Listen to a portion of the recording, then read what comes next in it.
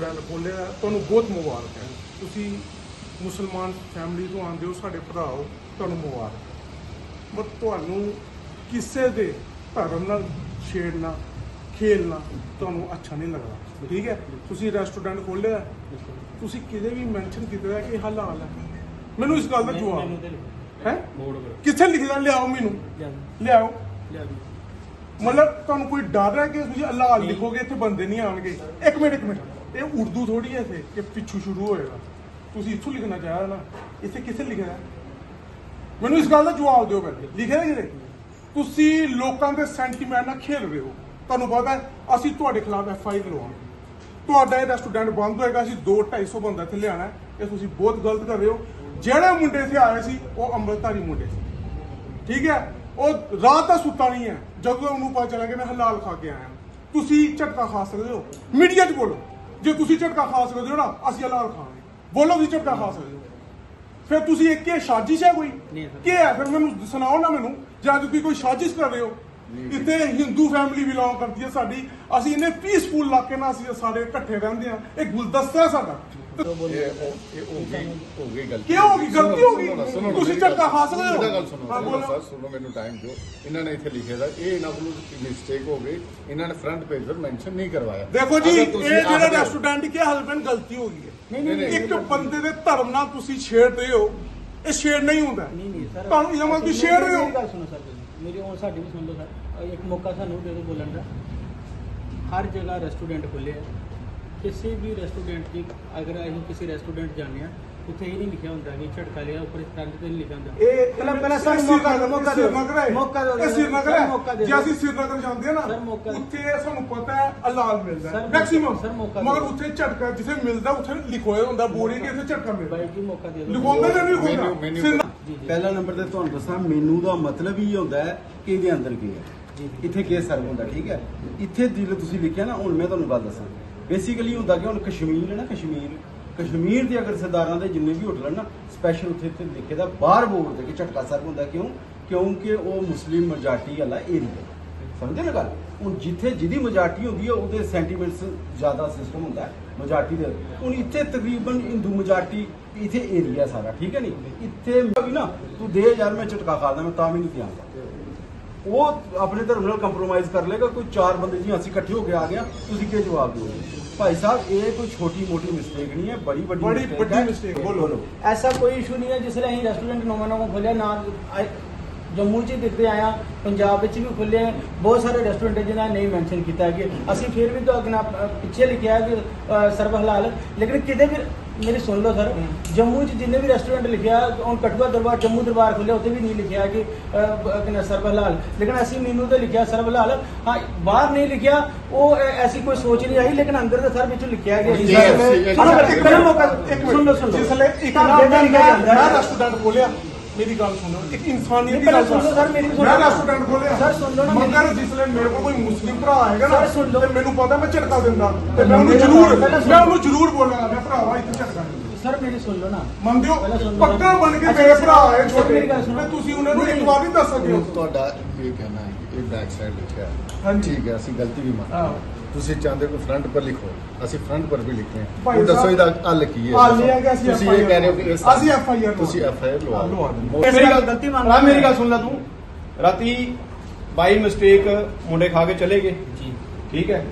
ਮੈਂ ਤੇਰੇ ਮੈਨੇਜਰ ਨੂੰ ਫੋਨ ਕੀਤਾ ਜੀ, ਉਹਦਾ ਨਾਮ ਹੈ ਲਾਸਟ ਸ਼ਰਮਾ, ਠੀਕ ਹੈ ਨਾ, ਜੋ ਵੀ ਹੈ। ਉਹਨਾਂ ਜੀ ਮੈਂ ਸ਼ਰਮਾ ਸਾਹਿਬ ਬੋਲਦਾ ਪਿਆ।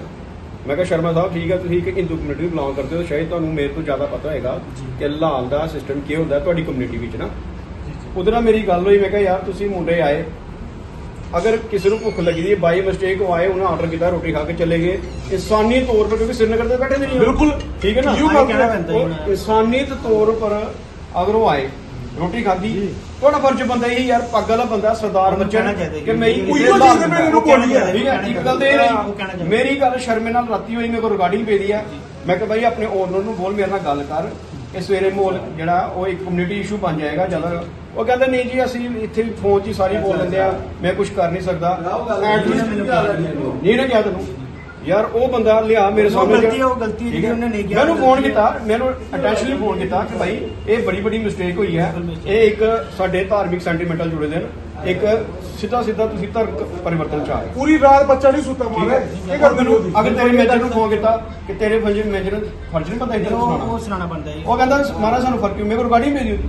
ਨਹੀਂ ਉਹ ਗਲਤੀ ਹੈ, ਜਿਹੜੀ ਗਲਤੀ ਉਹ ਸਰ ਕੋਈ ਗਲਤੀ ਤਾਂ ਭਰਾ ਮੇਰੀ ਗੱਲ ਇਹ ਹੈ ਕਿ ਇਹ ਮੈਨੂੰ ਇੱਕ ਚੀਜ਼ ਦੱਸ, ਅਗਰ ਤੇਰੇ ਮੈਨੇਜਰ ਨਾਲ ਰਾਤੀ ਗੱਲ ਵੀ ਹੋਈ, ਉਹਨੇ ਤੈਨੂੰ ਕਿਹਾ ਵੀ ਨਹੀਂ, ਕੁਝ ਨਹੀਂ ਕਿਹਾ, ਤੂੰ ਪਹਿਲੇ ਆਪਣੇ ਰੈਸਟੋਰੈਂਟ ਤੇ ਸਾਡਾ ਤੇਰਾ ਕੋਈ ਵੈਰ ਵਿਰੋਧ ਨਹੀਂ ਹੈ, ਕੋਈ ਤੇਰੇ ਨਾਲ ਸ਼ਿਕਵਾ ਗਿਲਾ ਨਹੀਂ ਹੈ, ਰੱਬ ਕਰਕੇ ਤੇਰੇ ਇਹੋ ਜਿਹੇ 5 ਰੈਸਟੋਰੈਂਟ ਖੋਲ੍ਹੇ ਜਾਣ, ਸਾਨੂੰ ਤੇਰੀ ਤਰੱਕੀ ਨਾਲ ਕੋਈ ਪ੍ਰੋਬਲਮ ਨਹੀਂ ਹੈ, ਲੇਕਿਨ ਆਪਣੇ ਬਾਹਰ ਇੱਕ ਚੀਜ਼ ਲਿਖ, ਕੀ ਲਿਖਣਾ ਕਿ ਭਾਈ ਚੱਲ ਲਾ ਲਓ। ਮੈਂ ਲਿਖਦਾ ਹਾਂ ਕੋਈ ਸਰ ਯਾਰ ਠੀਕ ਕਿਹਦੀ ਹੈ ਐਫਆਈਆਰ ਲਵਾਉਣੀ ਉਹ ਤਾਂ ਲੱਗੇਗੀ ਨਾ, ਸਿੱਧੀ ਜਿਹੜੀ ਦੂਈ ਗੱਲ ਭਰਾ ਇਹ ਹੈ ਐਫਆਈਆਰ ਲੱਗੀ ਸ਼ਰਮੇ ਪਰ, ਜਿਹੜਾ ਮੌਕੇ ਦੇ ਸਾਡੇ ਕੋਲ ਰਿਕਾਰਡਿੰਗ ਪਈ ਦੀ, ਸਾਡੇ ਕੋਲ ਸਾਰਾ ਕੁਝ ਹੈ। ਦੂਆ ਭਰਾ ਤੂੰ ਇੱਥੇ ਲਿਖ ਦੇ ਹਲਾਲ ਦਾ, ਸਾਡਾ ਤੇਰਾ ਕੋਈ ਸ਼ਿਕਵਾ ਗਿਲਾ ਨਹੀਂ ਹੈ, ਜਿਹੜਾ ਤੂੰ ਇੱਕ आज यहाँ कठुआ में एक बड़ा ही विचित्र किस्म का जो मामला देखने में आया है और बड़ा ये मैं समझता हूँ कि मंदभागी घटना है, जिसमें एक कठुआ दरबार नाम से एक रेस्टोरेंट यहाँ पे ओपन हुआ है और यहाँ पे इसका नाम कठुआ दरबार रखा है और जो इनका मेनू है उस पर भी इन्होंने कुछ मेंशन नहीं किया कि यहाँ किस प्रकार का फूड सर्व होता है। यहाँ पे नॉन वेज मिलता है और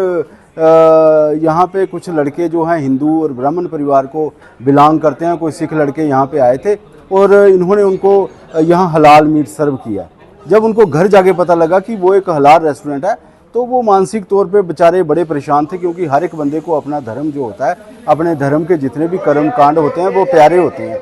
हर एक इंसान सोचता है कि मैं जिस धर्म में पैदा हुआ हूँ उसी धर्म में मेरे प्राण निकले, उसी धर्म में मैं ये दुनिया छोड़ के जाऊँ। लेकिन जब उनको पता लगा कि हमने हलाल मीट खा लिया है तो वो बड़े मेंटली परेशान हैं। तो हम यहाँ ऑनर से पूछने आए थे कि अगर यहाँ आपने हलाल रेस्टोरेंट यहाँ पे बनाया हुआ है तो मेरे हिसाब से कठुआ में अपने आप में ये पहला ही हलाल रेस्टोरेंट है, तो इनको चाहिए था कि अपने जो इनका बोर्ड है उस पे मेंशन करना कि यहाँ पे हलाल फूड मिलता है।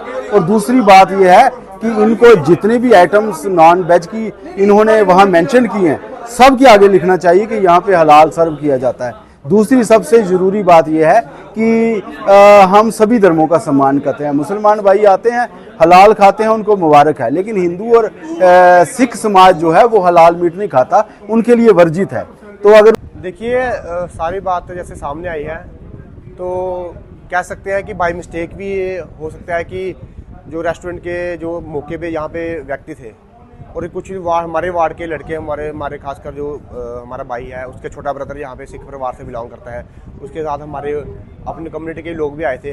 तो ऑब्वियस है कठुआ रेस्टोरेंट है, सब लोग आते ही हैं, तो इस चीज़ का वो कहीं ना कहीं जो मेंशन होना चाहिए मेन्यू कार्ड में वो मेंशन नहीं था कि ये हलाल सर्व करते हैं। तो कहीं ना कहीं सबकी अपनी अपनी धार्मिक आस्थाएं होती हैं और कोई झटका खाता है, कोई हलाल खाता है, कोई नहीं खाता है, तो कोई वेजिटेरियन है। तो हमें लगता है ये चीज़ों का कहीं ना कहीं आपने जो मेन्यू कार्ड है जहाँ रेस्टोरेंट में ये चीज़ मेंशन करनी चाहिए, क्योंकि हम कहीं बाहर जाते हैं तो हम ये चीज़ देखते हैं कि मेन्यू कार्ड पे या रेस्टोरेंट में पर्टिकुलर इस चीज़ को मेंशन किया जाता है। तो कहीं ना कहीं उस बच्चे को ठेस लगी और मैं देख रहा हूँ बेचारा सुबह से ही बच्चा बड़ा सहमा हुआ और वो कहीं ना कहीं अपने आप को बड़ा गिल्टी फील कर रहा है कि मैंने ये क्या कर दिया। अब यहाँ इनकी गलती है अपना रेस्टोरेंट वालों की, इन्होंने मेंशन करना चाहिए, उस बच्चे को तो नहीं पता था।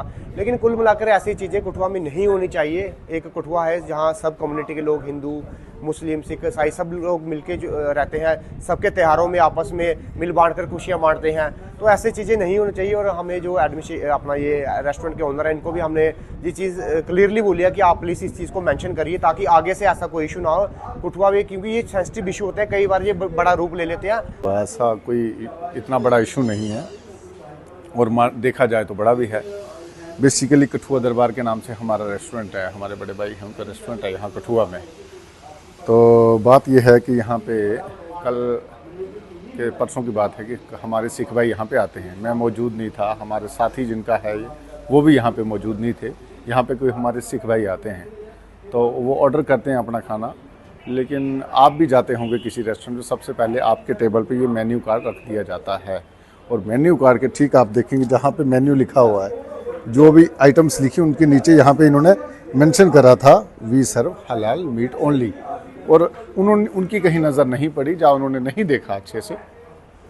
और ऐसा होता भी नहीं है बड़ा कम। अगर KFC अगर आप जाएंगे जहाँ हाईवे पे जितने भी रेस्टोरेंट है, रेस्टोरेंट बाहर अपनी फ्रेंचाइजी का नाम ही मेंशन करता है, ज़्यादा उस पर इतनी खिचड़ी नहीं लिखता, क्योंकि वहाँ पे फिर अच्छा नहीं लगता। एक इम्पैक्ट जो होता है कस्टमर को वो करने के लिए उसमें थोड़ा सा फ़र्क आता है। ये कोई भी बिजनेसमैन नहीं करता, लेकिन फिर भी है यहाँ पे हमने मेंशन किया हुआ है, स्पेशली हमने वी सर्व हलाल मीट मेंशन किया हुआ है।